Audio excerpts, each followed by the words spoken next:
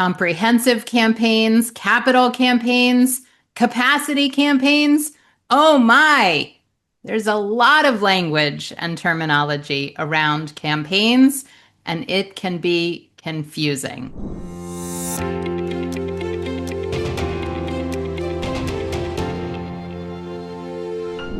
Hi, I'm Amy Eisenstein. I'm here with my colleague and co-founder, Andrea Kihlstedt, and today we're going to talk about the confusing terminology around campaigns.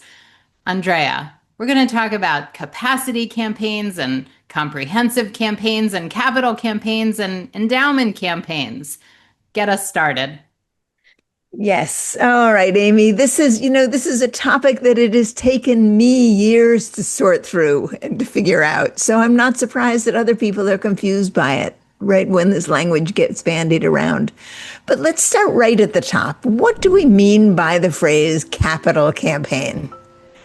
Now, even that's not so simple because generally we speak about capital campaigns as an umbrella. It's an umbrella term that covers a wide variety of campaigns that all follow a particular kind of fundraising. That is leadership fundraising, top-heavy fundraising, where the bulk of the money comes from a fairly small group of wealthy people. Now, okay, then you might say, well, don't you mean building campaign when you talk about capital campaigns? Well, one way to think about that is that the word capital might mean building, but it also might mean money, Right. Assets. assets, right? So it's a matter of which side of those you're thinking about. But understand that when we talk about, are you going to have a capital campaign? Just the general question, we are using an umbrella term that covers all different kinds of campaigns. And we're going to dive into those now. All right. So let me just add all kinds of campaigns that are once in a while, transformative, I was going to say, transformational and transformative for organizations. And it's not usually or always, and we're going to talk about when it is and when it isn't, inclusive of your annual operating funds.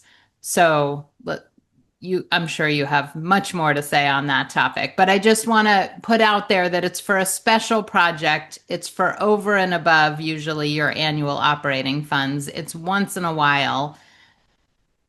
Go ahead. It's that kind of fundraising, right? The general phrase capital campaigns refers to a particular kind of fundraising where the money raised can be used for a variety of topics. And what's included is what determines the subgenre, what kind of a campaign it is. So let's just run those through. The simplest is, and the most common perhaps, is when an organization is going to build a new building or expand their building.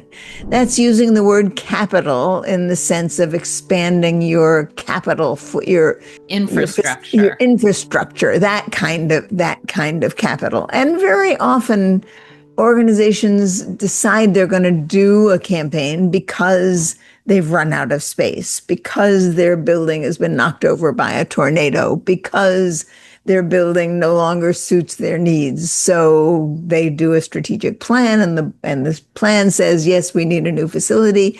And then someone says, well, okay, let's do a capital campaign, meaning let's do a building campaign. And let's just add that capital campaigns, when they include a building, also include program startup and often endowment and maintenance funds and rainy day funds and all sorts of other things. So it's not to the exclusion of other pots of money. It's not just the building itself that you're raising money for in a capital campaign. Lots of things are often included. I get that question a lot. Yeah, well, and what I was going to say is that often it starts by people thinking that they need a new building. And then they say, well, what else might we tuck into this campaign, right? What else might we include? So the kinds of things that are put into this campaign generally grows and increases. And that's when we start using the terminology differently. So when we have a building campaign and a combined with program funds, let's say for a growth in your program over the next 3 years, combined with maybe money for your endowment, we often call those combined campaigns, right? Mm. It is a capital campaign in the broad sense, but it is a combined campaign in the sense that you have put together several things that are all going to be counted in your campaign goal. And that's, in some sense, if you were to look for the right language for this, you would say this is all stuff that increases your capacity. So if we were trying to be accurate, we would say, well, overall, all of these campaigns are capacity building campaigns. They're capacity campaigns. And if I were to create the language from scratch, that's probably the language I'd use. But I didn't create the language from scratch, nor did Amy. So we're stuck with the terminology we have, which is capital campaigns in the umbrella sense, then capital campaign in the sense that it is just a building campaign, and then a combined campaign, which puts various things together under one rubric, and you're raising money for all of that. What we haven't yet talked about is where your annual fundraising lives, where the money you raise annually during your campaign period, how that fits into your campaign, or if it does. And honestly, this is where there is the most confusion. Pretty much every organization that is going into a capital campaign has an annual operating budget and raises philanthropic money every year towards that budget, right? Your annual operating fund, right? And you probably every year have a standard set of things you do to raise that money. Everyone is nervous about whether their campaign is going to cannibalize that fund. So some people decide what they're going to do is they're just going to include that annual fundraising right into their campaign, and they're going to increase the goal of their campaign by the amount they anticipate bringing in through annual fundraising during the period of the campaign. And most universities do that. Yes. So a university might say, for example, we're going to have a campaign for Big Red, right? Big Red, right? They're going to ask all of their alumni to give. The campaign is universities tend to have long campaigns. So let's say the campaign is going to take 10 years, which is long, but a $1 billion campaign for right? $20 billion, right, over 10 years. And what they do is that they add all of the money that they're going to bring in over those 10 years, including annual fund, which is going to go up year by year by year. And they add all of that money, and then they add it to their campaign goal, which also includes some buildings and some new program support and some endowment. Scholarships, right? Yep. Named faculty positions. I mean, all kinds of things. They lump it all together, and they have what is called a comprehensive campaign. Right. Now that works quite well for universities. And that's why they do it.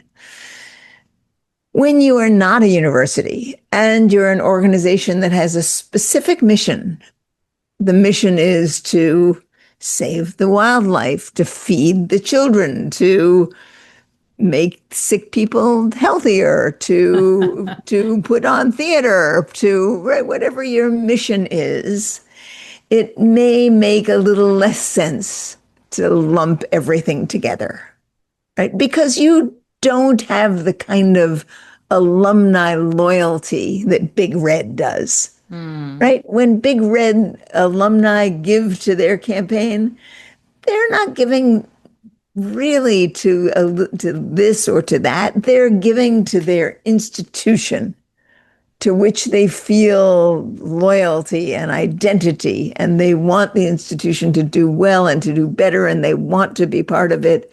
So the ability to actually articulate the specifics of a campaign are less important than they are in these smaller organizations that have targeted missions. Right. Now, what that says is that, okay, let's stick with one of these. Let's talk about feed the hungry, feed the, a soup Oh, kitchen in your yeah. community for the sake Yeah. of discussion. Yeah. And you need a new expanded kitchen. I mean, we all know that soup kitchens are in fact going to be more important coming up because funding has been cut for people. And the need So has risen. the need Yes. has risen. So Yeah. you need an expanded kitchen. You need better equipment. You need, right? There are More space, more more space. freezers, more That's right. refrigerators, everything. That's right. And you need that because you want to be able to accommodate twice the number of people in your community than you can currently accommodate. Right now, you too have an annual fund. Let's say you raise $100,000 a year regularly, and you have a group of loyal donors who give you year after year. But you want to go back in your campaign, you're going to go back to those donors and you're going to ask them for significantly higher gifts to expand your facilities so that they can do more.